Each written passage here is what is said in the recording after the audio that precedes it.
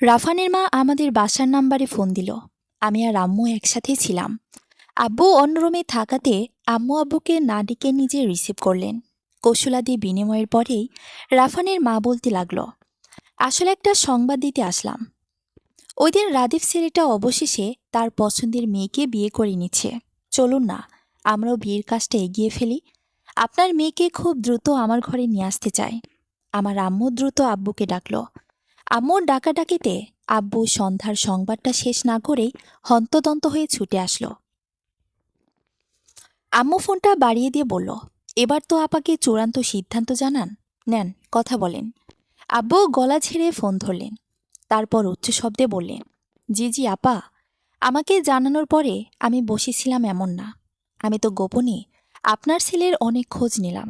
তার university, campus যেখানে থাকে সবখানেই সমান গুরুত্ব দিয়ে খোঁজ নিয়েছি। কারণ এবার কাউকে ভরসা করে মেয়ে দেখাবো না। আগে ছেলে দেখব, এরপর মেয়ে দেখাবো। রাফানের মা জবাব দিল, আমার ছেলেকে আপনি দেখেছেন, তাহলে আমি শিওর আপনার সম্মতি হ্যাঁ হবে। কারণ আমার ছেলেকে খারাপ বলবে এমন মানুষ নেই। আব্বু নাক ওপরে তুলে তার ছেলের হাসি দিল। মা আর আমি পুরো ভয় পেয়ে গেলাম। বুঝতে পারছিলাম কোনো গড়বড় হয়ে যাচ্ছে। হ্যাঁ, মিথ্যে হলো না। বাবা বলে উঠল, হ্যাঁ, ভালো করেই জেনেছি। আপনার ছেলে 4 বছর যাবৎ একটা সম্পর্কে জড়িত আছে। সেই মেয়েকে সে পৃথিবী বদলে গেলেও ছাড়তে পারবে না। না মানে, ওর বন্ধুরা সেভাবে আমাকে বলল। আরও বলল, সেই মেয়েকে তার মায়ের যথাযোগ্য করার যাবতীয় চেষ্টা সে করছে। এমনিতেই খারাপ বলেনি কেউ। রাফানের মা নিশ্চুপ। উনি কিছু বলতে গিয়েও থেমে যাচ্ছেন। আমার আব্বু হাসতে হাসতে বললেন, আপা, ছেলেকে ভালো করে জিজ্ঞাসা করেন। এত ভরসা করে জোর করে কিছু চাপিয়ে দিবেন না, পরিণতি ভালো হবে না।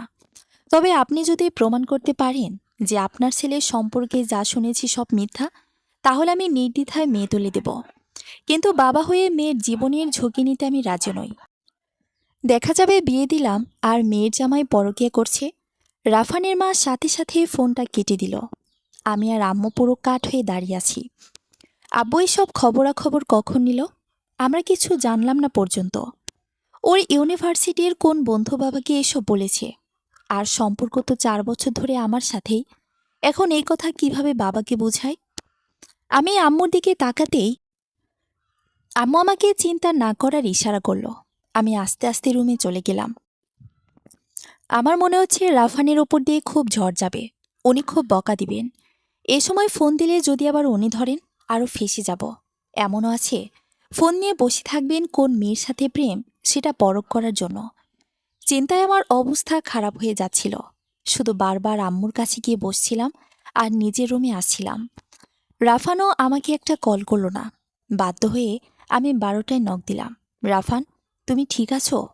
কিন্তু কোনো জবাব নেই। 12টায় তো রাফান সবসময় ফোনে থাকে। আজকে কি এমন হলো? এখনও আন্টি ফোন চেক দিতে বসে নেই তো? ভয়ে সরাসরি কল করছি না। সারা রাত গেল, রাফানের কোনো খোঁজ পেলাম না। পরের দিন সকাল 11টায় অপরিচিত নাম্বার থেকে ফোন আসলো। আমি রিসিভ করতেই রাফান বলে উঠল, আমার ফোনটা গতকাল বাজার থেকে ছিনতাই হয়ে গেছে। আমি তোমার সাথে কথা বলার কোনো সুযোগ পাচ্ছিলাম না। আমি অবাক হয়ে জিজ্ঞাসা করলাম, হঠাৎ ছিনতাই? তোমার আম্মু নেয়নি তো? রাফান হাসতে হাসতে বলল, আম্মু নিবে কেন? অবশ্য আম্মুকে ছিনতাই হওয়ার কথা বলার পরে কিছু বলিনি। থানায় একটা জিডি করেছি। আগের নাম্বারটা এখনও তুলিনি। এটা নতুন নিলাম, ফোনও নতুন। আমি বিড়বিড় করে বললাম, তোমার আম্মু কি কালকে একটু অন্যরকম আচরণ করেছিল? রাফান জবাব দিল, না তো। কেন এই প্রশ্ন? আমি জবাব দিলাম, এমনি। আচ্ছা, দেখা হলে কিছু বলবো। তুমি শ্রেয়ার বিয়েতে তো আসছো, তাই না? রাফান বলল, অবশ্যই আসছি। আম্মু আসবে। আমি একটু ভয় পেলাম। রাফান সেটা বুঝতে পেরে বলল, আরে, তুমি শ্রেয়ার বন্ধু, এটা জানলে কিছু হবে না। বন্ধু তো কতজনই হতে পারে, তাই না? পাত্রী দেখার সময় চিনলে সমস্যা ছিল, সন্দেহ করার প্রবণতা ছিল। এখন কিচ্ছু হবে না। আর জানো, রাদি ভাই শ্রেয়াকে মন থেকে অনেক পছন্দ করেছে। বলে ওই মেয়েটা শ্যামবর্ণের হলেও নাকি প্রথম দেখাতেই দৃষ্টির মায়ায় ভাইকে আবদ্ধ করে ফেলেছে। তোমাকে অনেক ধন্যবাদ জানিয়েছে, ভালো কাউকে এত দ্রুত বের করে দেওয়ার জন্য। আমি মুচকি হাসলাম। অবশেষে বিয়ের দিন। রাফানের কথা মতো ওর পছন্দের রঙের লেহেঙ্গা কিনেছি। গায়ে হলুদেও আমি শ্রেয়াদের বাসাতেই ছিলাম। কয়েকটা দিন খুব ব্যস্ত যাচ্ছে। রাফান রাদিফের পরিবারে খুব ব্যস্ততা। ওরা এত তাড়াতাড়ি বিয়ের আয়োজন করেছে যে নিঃশ্বাস নেওয়ার সময় জুটছে না এখন। তাই রাফানের মা সময়ের মধ্যে আমাদের সাথেও আর কথা বলেনি, আর রাফানকেও কিছু বলেনি। আবার বলেনি হয়তো রাফান মিথ্যা বলতে পারে এই আশঙ্কায়। ওনার মনে কি আছে উনিই কেবল জানেন। এদিকে আমি ওর রাফানের বোনকে পড়াতে যাই না।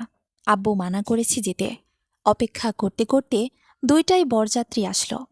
রাফান অভয় দেওয়া সত্ত্বেও আমি আমাকে যারা চিনে তাদের সামনে গেলাম না, বিশেষ করে রাদীপ ভাইয়ার পরিবার এবং রাফানের পরিবারের কারো সামনে। রাফানও আমাকে এসে দেখেনি।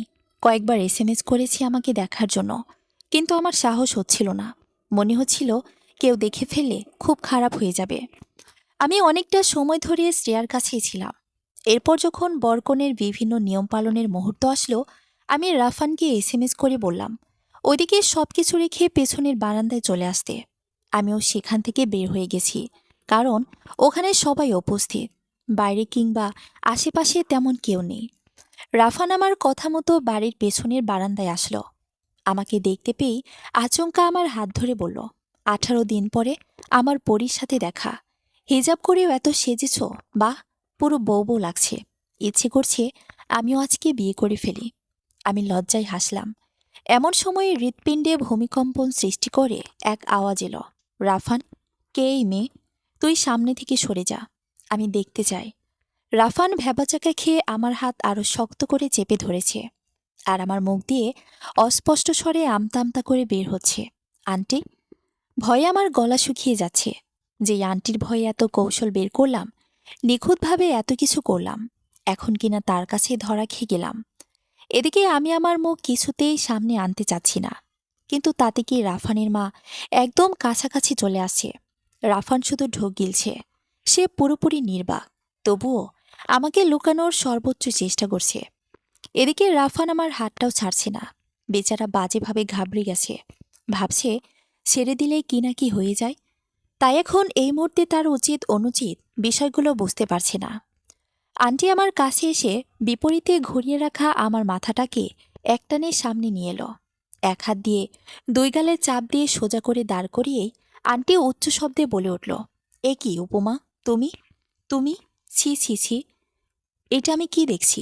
রাফান, মুনতাহা, ও আল্লাহ, এসব কি? কেউ কোনো কথা বলছে না। রাফানও কিছু বলছে না, আর আমি তো একেবারেই না।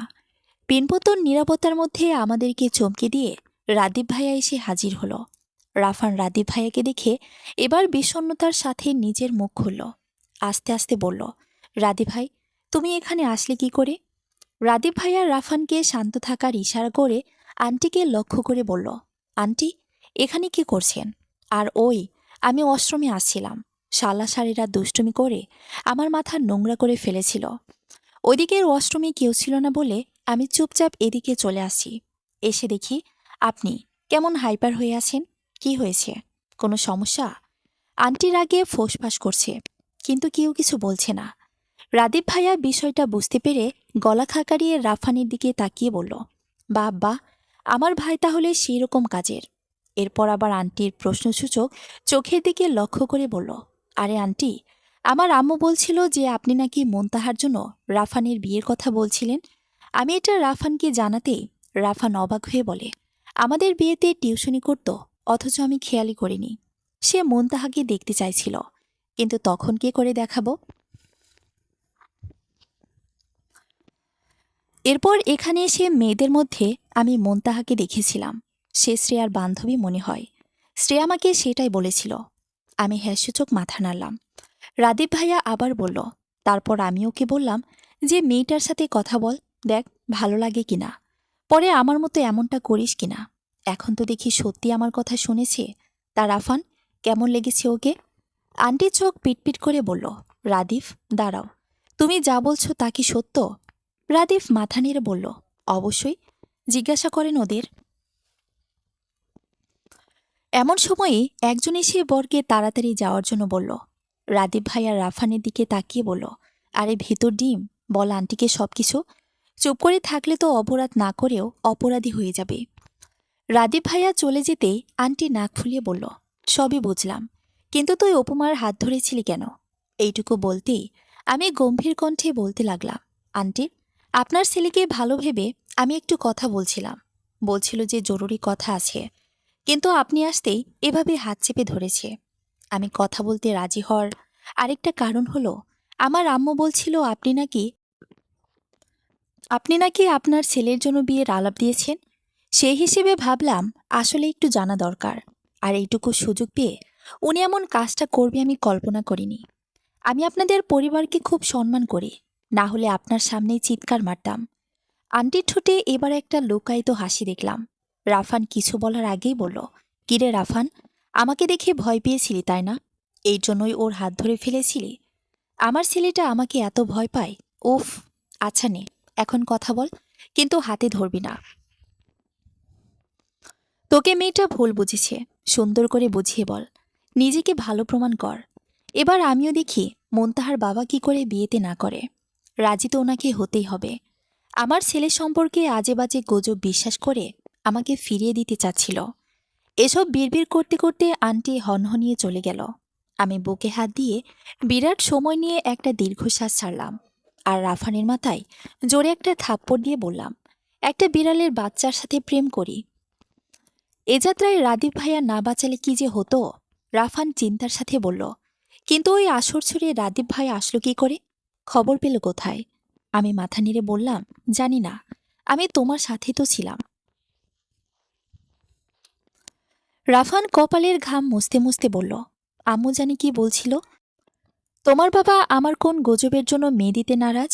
আমি তর্জনী আঙ্গুল উঁচিয়ে বললাম, ও হ্যাঁ, সেদিন বলছিলাম না যে দেখা হলে বিষয়টা বলবো। সেটা হচ্ছে, তোমার আম্মু ফোন দিয়ে আমাদের পরিবারের সম্মতি জানতে চাইলে আব্বু বলে যে উনি নাকি তোমার সম্পর্কে খোঁজ নিয়ে জেনেছে একটা মেয়ের সাথে তোমার অনেক দিনের সম্পর্ক, যাকে ছাড়া তুমি কাউকে বিয়ে করতে পারবে না।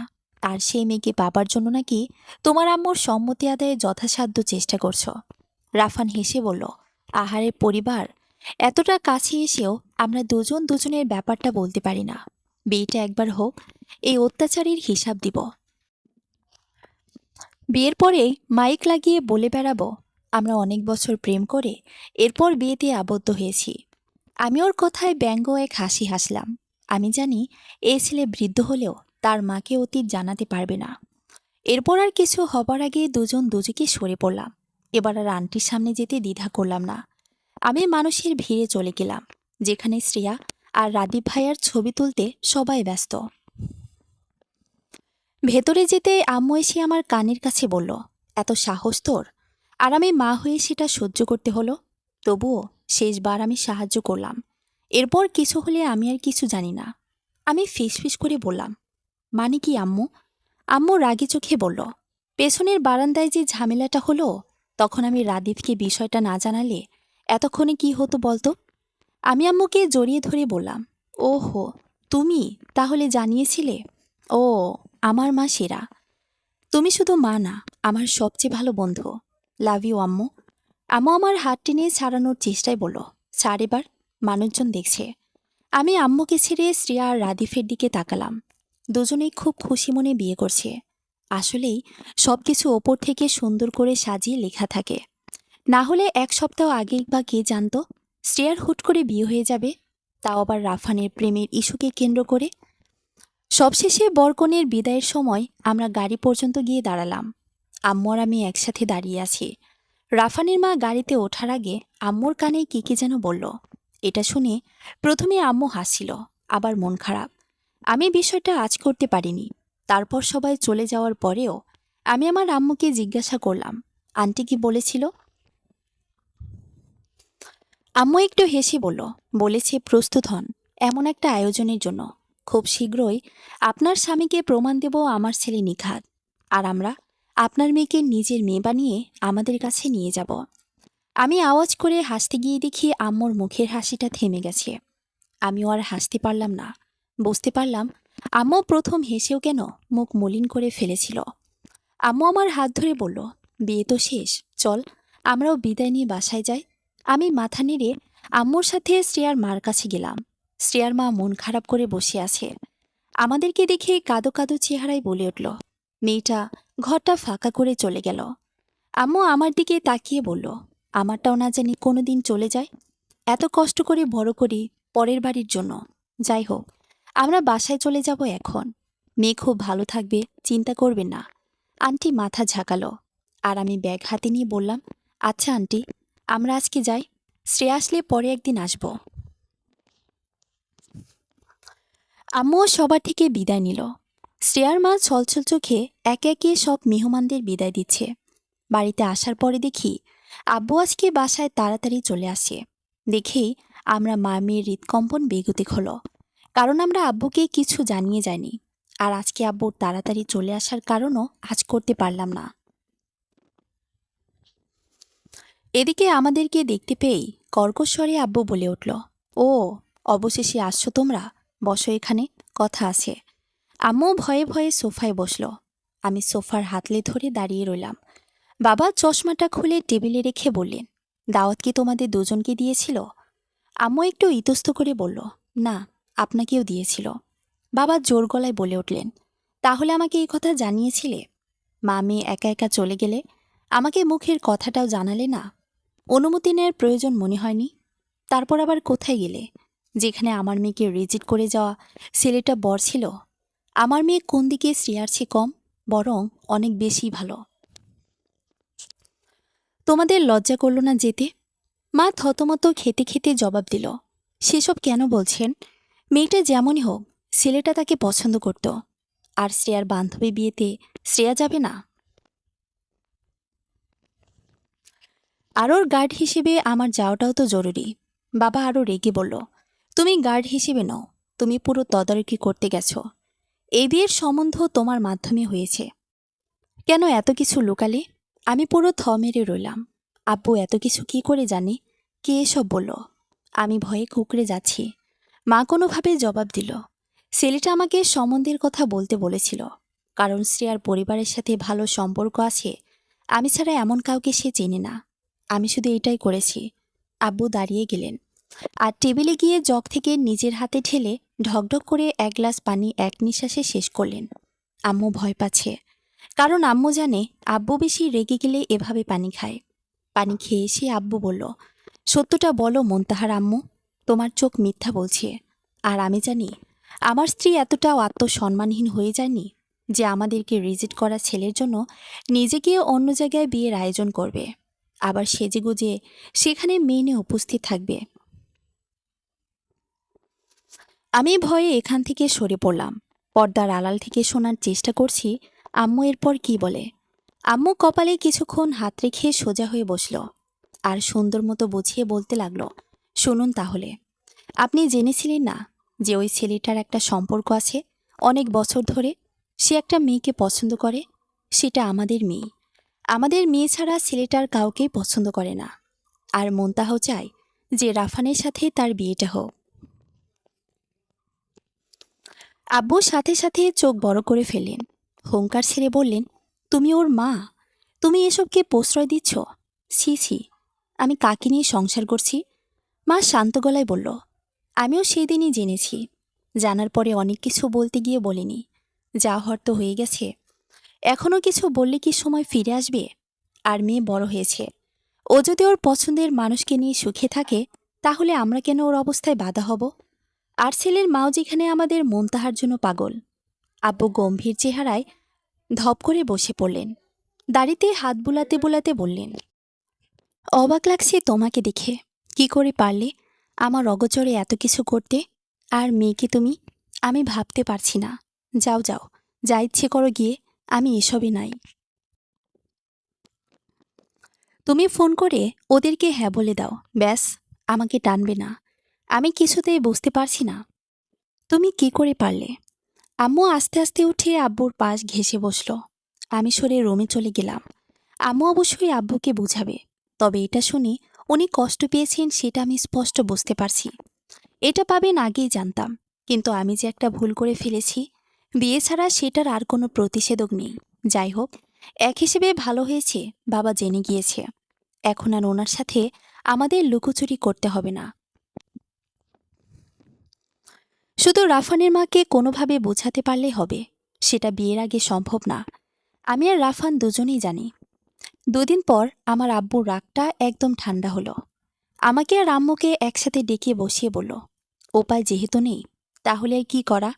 ওই আপাকে জানিয়ে দিই বিয়ের দিন তারিখ ঠিক হয়ে যেতে। কি বলো মন্তাহার আম্মু? আম্মু খুশিতে গদগদ হয়ে বলল, অবশ্যই অবশ্যই, এখনই কল করে বলে দেন। আব্বু হাসি মুখটায় গম্ভীরতায় নিয়ে আম্মুকে চুপ থাকতে বলল। এরপর অপেক্ষা করছে ফোন রিসিভ হচ্ছে কিনা। প্রথম কলটা রিসিভ হলো না। পরের বার দেওয়ার আগেই রাফানের মা ফোন ব্যাক করল। আব্বু লাউড স্পিকার দিল।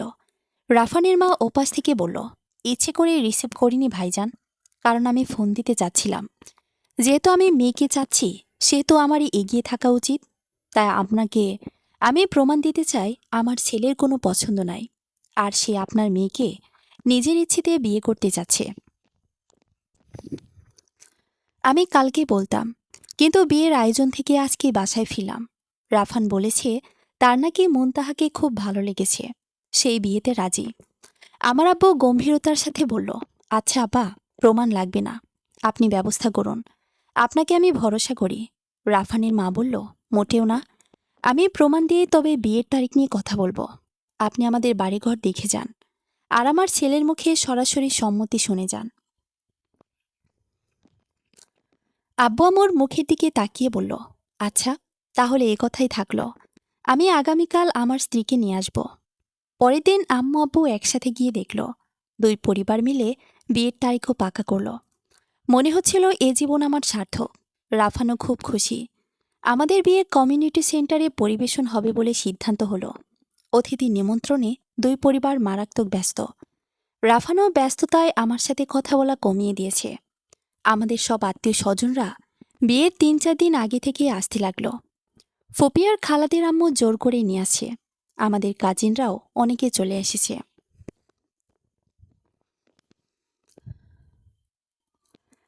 গায়ে হলুদের আগের দিন রাফান ফোন করে বলল, মুনতাহা, আমার আম্মু তো খেপে গেছে। আম্মু নাকি দক্ষিণ পাড়ায় গিয়েছিল কাকে দাওয়াত দিতে, সেখান থেকে চলে গেল আমার এক বন্ধুর বাড়িতে। কার দেখে আমার বন্ধু নাকি বলেছে, যাক আন্টি, অবশেষে আপনি ছেলের পছন্দকে মানলেন। ওদের এত বছরের প্রেম সার্থক। আম্মু সেখানেও রাগ দেখিয়ে আসে, আর এখানে সেও রাগে ফোঁসফাঁস করছে। আম্মুকে এখন কি বলবো? এখনও ড্রয়িং রুমে মুখ গোমরা করে বসে আছে। আন্টির অবস্থা শুনে আমার মাথা পুরো ঘুরে গেল। আর আমি বুঝতে পারছি না রাফানের বন্ধুগুলো এত আজব কি করে হলো। আন্টিকে সরাসরি এটা জিজ্ঞেস করার কি দরকার ছিল? ওরা ভালো করেই জানতো যে আন্টি এসব ব্যাপার নিয়ে বেশ মারাত্মক। এদিকে রাফান আমাকে ফোন করে বলছে, আচ্ছা, আমি যদি রাদি ভাইয়াকে ফোন করে দেখি উনি কোনো বুদ্ধি দিতে পারি কিনা। আমার মাথা একদম আউলে গেছে। বুঝতে পারছি না মা কিভাবে বোঝাবো। আমি হ্যাঁ সম্মতি দিয়ে ফোন কেটে দিলাম। রাফানের পর রাদীপ ভাইয়াকে কি বলেছে জানি না, তবে আমি রাফানকে এসএমএসে জিজ্ঞেস করেছিলাম আন্টি রাগ কমেছে কিনা। রাফান জবাব দিয়েছে, হ্যাঁ, রাদীপ ভাইয়া আম্মুর এই রাগের কথা শুনে কালকে আসার কথা থাকলেও আজকে আমাদের বাসায় এসে পড়েছে। সাথে খালামণি আর শ্রেয়াকেও আজকেই নিয়ে আসে। আর এসে নিমিষেই সবকিছু সমাধান করে দিল। হা হা হা, জানো মন, রাদী ভাইয়ের বুদ্ধির তিল পরিমাণ যদি আমার থাকতো, আমি কবে তোমাকে পেয়ে যেতাম। এত ঝড়ঝাপটা পোহাতে হতো না। আমি এসএমএসটা পড়ে হাসলাম। আসলে রাফান বড্ড বোকা, আর সে এমন বোকা বোকা বলে আমি তাকে একটু বেশি ভালোবাসি। একদিকে সে তার মাকে খুশি রাখার আপ্রাণ চেষ্টা করে, আর অন্যদিকে শুধু আমাকেই পেতে চায়। আমি ছাড়া সে যে ভালো থাকতে পারবে না, আমি তা স্পষ্টই বুঝতে পারি। আমাদের বাড়িতে প্রচুর গোছগাছ চলছে। কালকের অনুষ্ঠানের জন্য সর্বোচ্চ প্রস্তুতি নিচ্ছে সবাই। আয়োজন আমাদের বাসায় না হলেও কেনাকাটা আজকেই হয়ে যাচ্ছে। যে যার জিনিসপত্র একত্র করছে। আমি বেশ খুশি ছিলাম। যাই হোক, অবশেষে তো আমরা এক হতে যাচ্ছি। আমার আব্বু আম্মু অনেক খুশি। আব্বুর প্রথম রাগারাগি করলেও মন থেকেই মেনে নিয়েছেন ব্যাপারটা। গায়ে হলুদের দিন দুই পরিবারের সকল মেহমান এক স্থানে মিলিত হচ্ছে। আমার বাবা মা আর আত্মীয় স্বজন সবাই আনন্দে মুখর হয়ে আছে। আর পাত্রকেও সবার বেশ পছন্দ হয়েছে। আমার কাজিনরা রাফানকে দেখার পর থেকে তো বারবার বলছে, আপু, ইচ্ছে করছে তোমার বরকে চুরি করে নিয়ে পালিয়ে যায়। আমি সবার কথা শুনে শুধু হাসছি, কারণ আমি জানি যে আমি জিতে গেছি। রাফান পাত্র হিসেবে সব দিকে সেরা, শুধু একটু ভীতু। এদিকে রাফানের পরিবার আমাদের পরে আছে। রাফান, রাদীপ ভাই আর শ্রেয়া একসাথে এক গাড়িতে মালামাল সহ আসে, আর আন্টিরা পরের গাড়িতে। শ্রেয়া গাড়ি থেকে নেমেই দৌড়ে এসে আমার কাছে এসে আমার হাত চেপে ধরে বলল, এসব কি মুনতাহা? তুই আমাকে এতদিন এসব কেন জানাসনি? আমি আশেপাশের মানুষজনের দিকে তাকিয়ে থতমত খেলাম। তারপর ফিসফিস করে বললাম, বলার কোনো সুযোগ পাইনি শ্রেয়া। তোর বিয়েটাও অনেক গোপনীয়তা বজায় রেখে হয়েছে। আমি জানি রাদীপ ভাই সবকিছু তোকে বুঝিয়ে বলেছে, কিংবা বলবে। শ্রেয়া চোখ পিটপিট করে বলল, কখন বলছি জানিস তুই? কালকে বলেছে, তাও আমি না জেনে ঝামেলা পাকানোর পর। আমি অবাক হয়ে জিজ্ঞাসা করলাম, তুই কি ঝামেলা পাকাতে যাচ্ছিলি? শ্রেয়া আস্তে আস্তে বলল, আরে তোর শাশুড়ি যে কোথায় তোদের সম্পর্কের কথা জেনে রেগেছিল না, সেটা সমাধান করতে তো রাফান ভাইয়া আমাদেরকে ডেকেছে। কিন্তু আমার উনি তো আমাকে এসব জানিয়ে আনেনি। গিয়ে আন্টিকে বোঝাচ্ছি যে রাফান ভাইয়ার সাথে তোর পূর্ব পরিচিত ছিল না, ওরা যা জানে তা সম্পূর্ণই ভুল। আন্টিকে স্বাভাবিক করতে উনি এটাও বলল যে রাফান ভাইয়ের জন্য একটা মেয়ের সাথে সম্পর্ক ছিল, যার নাম মুনতাহা নয়, মুনমুন। কারণ ওই ছেলেটা তোকে মন নামে উল্লেখ করেছিল নাকি। এরপর খালামণি বিশ্বাস করল যে সেটাই হবে। এদিকে আমি বলে বসছিলাম যে রাফান ভাইয়ার কোনো এক্স ছিল বলে তো জানতাম না, উনি তো একজনকেই ভালোবাসতেন। সেই কথা শুনে আন্টি রেগে আমাকে প্রশ্ন করল, সেটা তোমাদের মন নয় তো? আমি পুরো বোকা বনে গেলাম। তারপর বিষয়টার গভীরতা আঁচ করে চুপ করে থাকলাম। আর সেই পরিস্থিতির রাদীপ অনেক কষ্টে সামাল দিয়েছে। সেখান থেকে আমাদের রুমে এনে তারপর 2 ঘন্টা লাগিয়ে আন্টি আর তোদের ব্যাপারে সম্পূর্ণ ঘটনা বুঝিয়েছে। শুনে তো আমার মাথা পুরো হ্যাং হয়ে গিয়েছিল। কি জটিল শাশুড়ি রে তোর! আমি অভিমানী স্বরে বললাম, জটিল তোর শাশুড়িও, কিন্তু এসব ছাড়াও আমি বুঝতে পারি না ওনার সমস্যাটা কোথায়। ছেলের অন্য জায়গায় সম্পর্ক থাকলেও মেনে নেবে, কিন্তু আমার সাথে কেন নয়? উনি কেন এমন করছে? শ্রেয়া হাসতে হাসতে বলল, কারণ উনি তোকে প্রচণ্ড রকম বিশ্বাস আর আকাঙ্ক্ষা নিয়ে পুত্রবোধ করছে। ছেলের খারাপ কিছু মানলেও তোকে যে পরিমাণ বিশ্বাস করে সেটার বিপরীত কিছু উনি মানতে নারাজ। যদি এমন কিছু ওনার সামনে আসে, তাহলে নাকি ওনার নিজেকে খুব ছোট মনে হবে। কালকের কথায় আমি তাই বুঝতে পারলাম, সত্যি তুই পরেও ফেঁসে যেতে পারিস, সাবধান। আর উনি বেশি কষ্ট পাবে তোর এবং আমাদের এমন লুকোচুরি খেলার ব্যাপারে জানলে। আমি জোরে একটা নিঃশ্বাস ছেড়ে জবাব দিলাম, একদিন না একদিন তো সত্য সামনে আসতেই পারে। কতদিন গোপন রাখতে পারবো বল?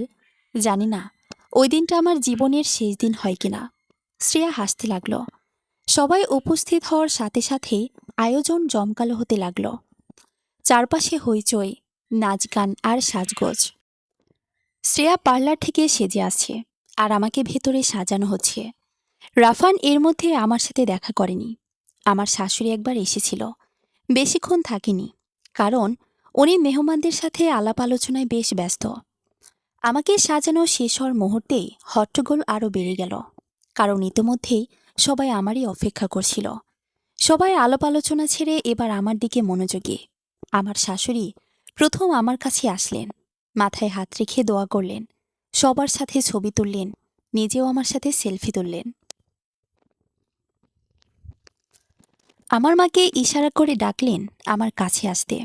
আমার মা আমার পাশে আসলো, মুচকি এসে বলল, এই মাটাকে একটু বেশি ভালোবাসিস, দেখছিস তো তোকে কত শখ করে নিজের কাছে নিয়ে যাচ্ছে। আমি হেসে মাথা নাড়লাম। ঠিক সে সময় হন্তদন্ত হয়ে আমাদের সামনে একটা মেয়ে দৌড়ে এসে দাঁড়ালো। সে হাঁপাচ্ছে। পিছনে বিষণ্ণ চেহারায় রাফান দাঁড়িয়ে আছে। নিজের বাড়ানো হাতটা মুহূর্তে গুটিয়ে নিয়েছে সে। দুজন একসাথে এসেছে। মেয়েটা দ্রুত গলায় রাফানের মাকে উদ্দেশ্য করে বলতে লাগলো, আন্টি, আন্টি প্লিজ, আপনি এই বিয়ে থামান। এই বিয়ে আপনি দিতে পারেন না। আপনি আপনার ছেলের বিরুদ্ধে বিয়ে দিচ্ছেন। সে আমাকে ভালোবাসে। আমি মুনমুন, আপনার ছেলে রাফানের প্রেমিকা। অনেকদিন ধরে আমাদের সম্পর্ক। আমি জানতামই না যে রাফানকে আপনি এভাবে বিয়ে করিয়ে ফেলবেন। যখনই শুনলাম, আমি একটুও দেরি করিনি। কি করে করব বলুন? আমরা দুজন দুজনকে অনেক ভালোবাসি যে। আমি জানি আপনাকে রাফান এসব জানাতে পারবে না, তার এত সাহস নেই, তাই আমি জানাতে এসেছি। প্লিজ, আপনি আপনার পছন্দে ওকে অশান্তিতে ফেলে দিবেন না। ওর পছন্দকে একটু গুরুত্ব দিন। আমি কিছুক্ষণ হাঁ করে তাকিয়ে যেই কিছু বলতে যাব যে আন্টির পছন্দে বিয়ে হচ্ছে কে বলল, তখনই আমার মনে পড়ল এ কথা বলা যাবে না। কিন্তু আমার মাথায় গোলমাল পেকে গেল। শ্রেয়ার মুখে মুনমুন নামের কথা মনে হতেই আমার সারা শরীর শিউরে উঠল। শ্রেয়া বলেছিল রাদীপ ভাইয়া আন্টিকে মন বলতে মুনমুন নামক কাউকে বুঝিয়েছে, যেটা কিনা মিথ্যা। কিন্তু এ তো দেখি সত্যি, আর সে নিজে উপস্থিত। মেয়েটা এসব কি বলছে? তাদের সম্পর্ক ছিল মানে? আমি ধারণাই করতে পারছি না যে এই মেয়ের রহস্য কি, এভাবে কেন আসলো, আর পেছনে রাফানি বা কেন এমন বিমর্ষ চেহারায় দাঁড়িয়ে আছে। মুনমুন মেয়েটার চোখে মুখে কোনো দ্বিধা নেই, যেন তার কোনো কথাই মিথ্যে নয়। অন্যদিকে আমি রাফানকে খুব খারাপ অবস্থায় দেখতে পেলাম। তার মুখটা ভয়ে একদম কুঁচকে গেছে। তবু আমি সব দিক ভেবেচিন্তে মুনমুন মেয়েটার উদ্দেশ্যে বলে উঠলাম, আরে আপনি ছাড়েন তো এসব। এসব প্রেম কাহিনী বিয়ের আগে টুকটাক থাকেই। আপনার আর রাফানের যাবতীয় অতীত ভুলে যান। আমার সাথে বিয়ে হচ্ছে মানে আমি রাফানের সব। আপনি এখান থেকে চলে যান। আমার শাশুড়ি আমার দিকে অবাক ভঙ্গিতে তাকালো। আমি থতমত খেয়ে বললাম, আমি কি ভুল কিছু বললাম? তিনি হেসে বললেন, না না, একদম ঠিক।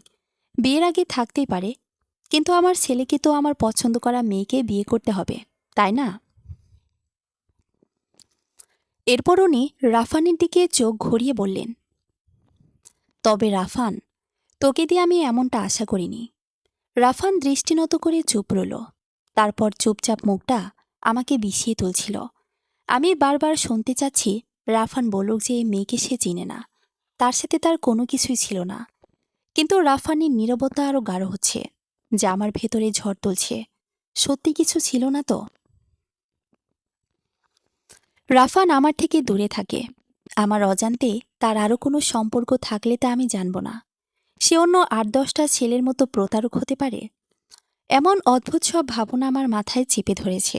বুঝতে পারছিলাম রাফানের মুখে কিছু না শোনা অবধি আমি আর স্থির হয়ে পারব না। এদিকে রাফানের মা মেয়েটার কাঁধে হাত রেখে বলল, দেখো মা, আমার ছেলেকে আমি খুব ভালোবাসি, আর আমার ছেলেও আমাকে খুব ভরসা করে। তুমি যেই হও না কেন, প্রিয়তমা কিংবা প্রিয়জন, আমি জানি রাফান আমার কথা মতোই বিয়ে করবে। মেয়েটা জোরে বলে উঠল, হ্যাঁ হ্যাঁ, রাফান এই কথা নিজের মুখে বলুক, আমি রাফানের মুখে শুনতে চাই। আপনারা আপনাদের কথাবার্তা বন্ধ করুন, রাফানকে কিছু বলতে দিন। রাফান দ্রুত একবার চোখ ওপরে তুলে আবার নামিয়ে ফেলল। আমি খেয়াল করছি সে ঘন ঘন ঢোক গিলছে। আমার শাশুড়ি রাফানের দিকে তাকিয়ে হেসে বলে উঠল, রাফান, তুই বলে দে, এই মেয়েকে তুই চাস না, আমার পছন্দই তোর পছন্দ। রাফান চুপ করে রইল, আর তার এই চুপ থাকা দেখে আমার বুকের মধ্যে হাতুড়ি পেটার আওয়াজ তীব্র হচ্ছে। রাফান এমন করছে কেন? সে কিছু তো বলুক। সে সময় ভিড়টিলের রাদীপ ভাই আসলো। ওনাকে দেখে আমি আশার সঞ্চয় করলাম। উনি রাফানের দিকে আর চোখে তাকিয়ে আন্টিকে উদ্দেশ্য করে বললেন, এসব কি খালামণি? আপনাকে রেখে এখানে ঝামেলা হবে কেন? রাফানের মা রাদীপ ভাইয়ের কথায় আমতা আমতা করে জবাব দিল, আরে এখানে এত লোকের সামনে একটা মেয়েকে তো অপমান করতে পারি না। সে দাবি করছে সে রাফানের প্রেমিকা। তুমি তাকে প্লিজ বোঝাও যে আমি যাকে পছন্দ করেছি রাফান তাকেই বিয়ে করবে। আমরা এভাবে সব আয়োজন করে এখন তো বিপরীত কিছু করতে পারবো না। আর রাফান নিজের বিরুদ্ধে বিয়ে করছে না, সেই বিয়েতে খুশি। এতটুকু শুনতেই রাদীপ ভাইয়া বলে উঠল, আপনি কিভাবে নিশ্চিত হলেন খালামণি? রাদীপ ভাইয়ের কথা শুনে আমিও আঁতকে উঠলাম। উনি আমার দিকটা ভুলে গেলেন। আরে রাফান আমাকে ভালোবেসে বিয়ে করছে, সেখানে এত কিছু বলার প্রশ্নই খুঁজে পাচ্ছি না। উনি সরাসরি মেয়েটাকে বিতাড়িত করতেও পারতেন, কিন্তু তা না করে বিরক্তিকর আচরণ করছেন, সবাই করছে। রাফান এবার মাথা নেড়ে রাদীপ ভাইয়াকে ফিসফিস করে কিছু বলল। আমি 2 পা এগিয়ে শোনার চেষ্টা করলাম, কিন্তু কিছুই শুনতে পেলাম না। রাদীপ ভাই আন্টির দিকে এগিয়ে গিয়ে আস্তে আস্তে একটা কথা বলল, ঠোঁট নাড়ানোর ভঙ্গিতে। এ কথার অর্থ বুঝতে আমার একটু অসুবিধে হয়নি। এরপর মেয়েটাকে রাদীপ ভাই কিছু বলল, মেয়েটা তাতে সায় দিয়ে সেখান থেকে আস্তে আস্তে সরে গেল। আন্টিও হাসি খুশি, আর রাফানও এখন শঙ্কামুক্ত চাহনিতে আমার দিকে তাকাচ্ছে। আমাদের পরিবারের সাথে থাকা অন্য লোকজনের ভুল ভাঙল, শুধু আমি খুশি হতে পারলাম না, সাথে আমার আম্মু। আব্বু এখানে উপস্থিত নেই, না হলে নির্ঘাত সত্য প্রকাশ হয়ে যেত। বাবা এত ড্রামা সহ্য করতেন না। অনুষ্ঠানের পুরোটা সময় আমার মুখটা প্যাঁচার মতোই থাকলো। ভেতরে চাপা ব্যথা তো আছেই। এর মধ্যে রাফান আমার কাছাকাছি থাকলেও ব্যক্তিগত কথা বলার কোনো সুযোগই পেলাম না। গায়ে হলুদের অনুষ্ঠান শেষ হলো। শেষ রাতের দিকে সবাই একটু আধটু শোয়ার জন্য যার যার সুবিধা মতো জায়গা বেছে নিল। রুমে এসে ফ্রেশ হয়ে আমি রাফানের সাথে কথা বলতে চাইলাম। তাকে মেসেজ করলাম, কয়েকবার ফোনও দিলাম, কিন্তু কোনো রেসপন্স পেলাম না। আমার ঘুম উবে গেল। আমার সকাল হলো মন খারাপ করে বসে থেকে। বিয়ে নিয়ে যাবতীয় আনন্দ আমার মাটি হয়ে গেছে। বারবার মনে হচ্ছে এতদিনেও আমি মানুষ চিনতে পারিনি। অবশেষে ভুল কাউকেই বেছে নিচ্ছি। সে যে কোনো সময় আমাকে ঠকিয়েও যা তা কাণ্ড করে বেড়াবে না, তার নিশ্চয়তা কি? বেলা গড়ানোর সাথে সাথে সবাই এক এক করে জাগতে লাগলো।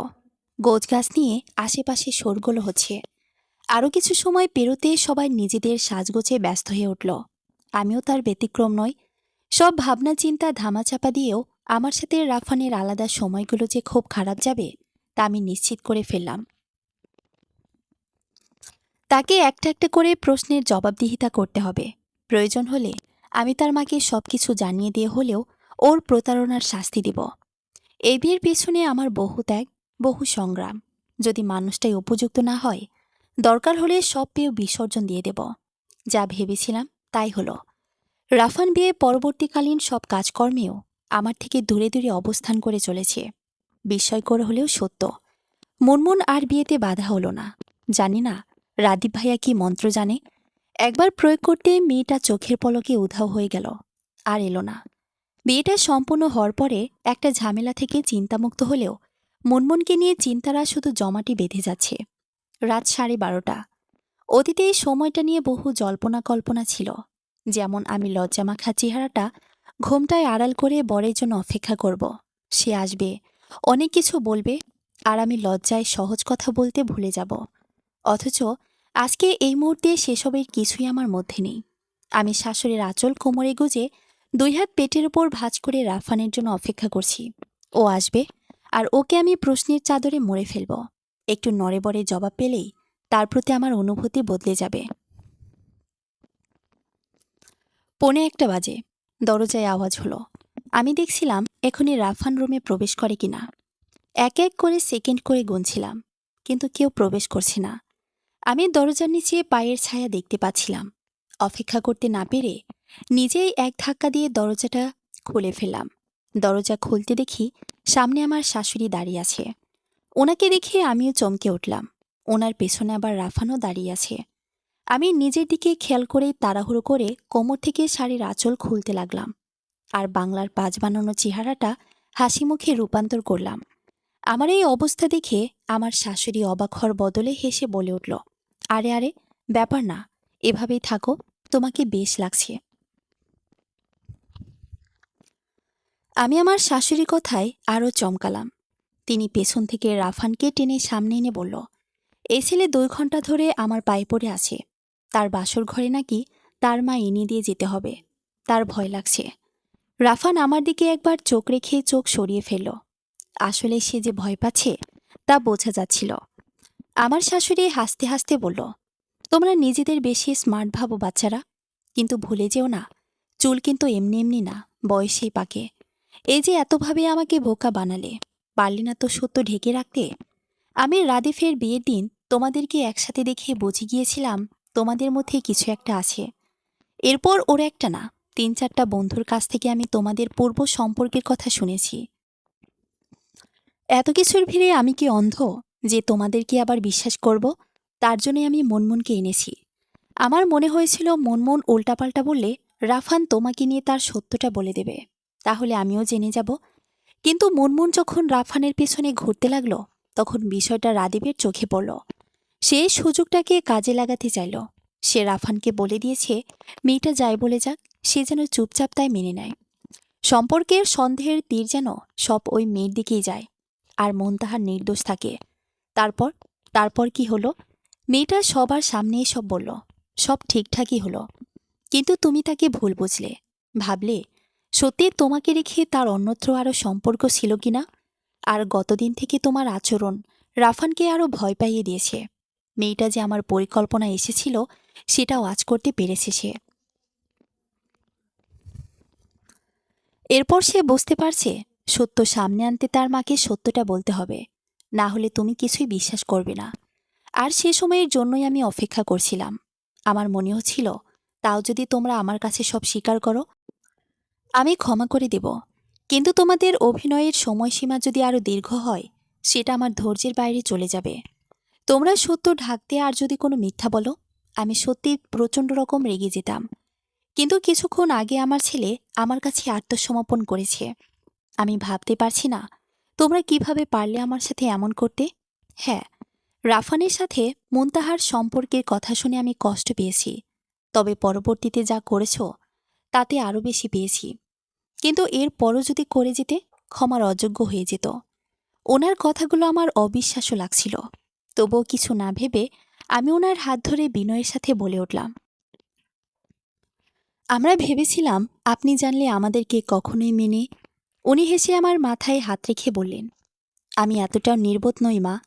তোমার সম্পর্কে আমি যা ধারণা করেছিলাম তা হয়নি ঠিকই, কিন্তু পুত্রবধূ করার স্বাদটা কখনোই পরিবর্তিত হতো না। আর সময় নষ্ট না করি, থাকো তোমরা, পরে এসব কথা হবে। আর হ্যাঁ, ওকে কিন্তু অনেক বকা দিবে। সব শুনে রাগটাগ ভুলে যেও না। সব দোষ রাফানের। সে আমাকে তোমার সামনে ভয়ঙ্করভাবে উপস্থাপন করেছে বলেই তো আমাকে ভয় পাও। যাই হোক, তোমাকেও যেন ভয় পাই, খেয়াল রেখো। বলেই তিনি আমাদের ছেড়ে আড়াল হয়ে গেলেন। আমি খুব করে রাগি রাগি একটা চেহারা রাফানের সামনে প্রদর্শন করতে চাইলাম, কিন্তু কেন জানি হেসে ফেলতেছি। রাফান আমাকে আর কোনো রকম ভয় না পেয়ে কাঁধ ধরে ভেতরে প্রবেশ করালো। শাশুড়ি যাওয়ার পরে রাফানের দিকে তাকায়নি। এখন মনে হচ্ছে আমি লজ্জা পাচ্ছি। অবশেষে লজ্জা আমাকে ঠিকই ঘিরে ধরেছে। আমার অনুভূতিরা অল্প সময়ের ব্যবধানে আবার পরিবর্তন হয়ে গেছে। আমি পেছনে তাকাতে পারছি না।